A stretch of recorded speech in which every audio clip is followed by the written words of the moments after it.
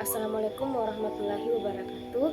Perkenalkan, nama saya Hirma dengan NIM H05840117. Baik, di sini saya membuat video tentang infografis, di mana infografis saya itu tentang implementasi kurikulum merdeka di SD 16 Karogo. Untuk penjelasan selanjutnya, mari kita bahas. Oke, baik, penjelasan yang pertama itu hasil wawancara saya di SD 16 Karogo. Yang pertama itu, guru memahami bahwa kurikulum merdeka itu berpusat pada siswa, di mana guru menyadari bahwa kurikulum merdeka adalah ruang berkembang peserta didik sesuai dengan kemampuan dan minatnya, bukan hanya mengejar materi saja. Yang kedua itu, pembelajaran berdiferensiasi diterapkan dalam kelas. Nah, di mana siswanya itu dibagi menjadi 3 kelompok. Yang kelompok pertama itu siswa yang sudah paham, kelompok kedua itu siswa kurang paham, dan kelompok ketiga itu siswa yang sangat-sangat tidak paham. Nah, yang ketiga itu tantangan terbesar ada pada karakter dan gaya belajar siswa, di mana setiap peserta didik itu mempunyai gaya belajar yang berbeda-beda. Yang keempat itu sarana dan prasarana. Nah, di sekolah SD 16 Karogo fasilitasnya sudah memadai. Nah, yang kelima itu kurikulum merdeka memberi ruang kreativitas.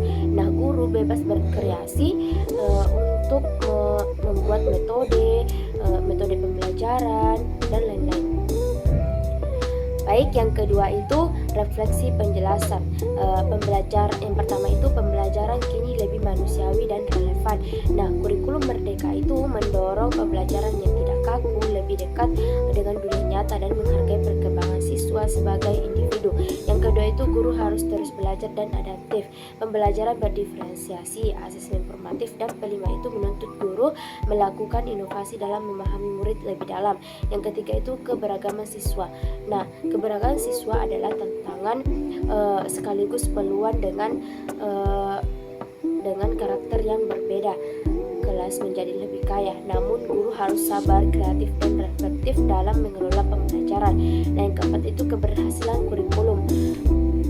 Keberhasilan kurikulum butuh kolaborasi implementasi, tidak akan maksimal jika hanya guru yang bekerja.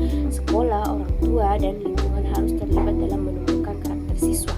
Baik, yang ketiga itu kaitan dengan prinsip kurikulum. Nah, yang pertama itu student centered learning. Nah, kurikulum harus berangkat dari kebutuhan dan potensi murid, bukan semata dari materi. Inilah roh kurikulum merdeka. Yang kedua itu diferensiasi. Guru wajib menyesuaikan proses pembelajaran karena setiap siswa unik. Ini selaras dengan rekayasa pedagogik bahwa pembelajaran dirancang bukan satu untuk semua, tetapi satu untuk tiap perkembangan siswa. Yang ketiga itu guru sebagai desainer pembelajaran. Guru bukan sekedar pemberi materi, tetapi perancang strategi, media, asesmen, dan pengalaman belajar yang bermakna. Dan yang keempat itu fleksibel, kontekstual, dan bermakna. Pembelajaran tidak kaku. Guru boleh memodifikasi ATP, modul, dan asesmen selama tetap menuju capaian pembelajaran. Baik, pada bagian kesimpulan itu, kurikulum merdeka membuka jalan bagi murid mandiri, aktif, dan berkarakter.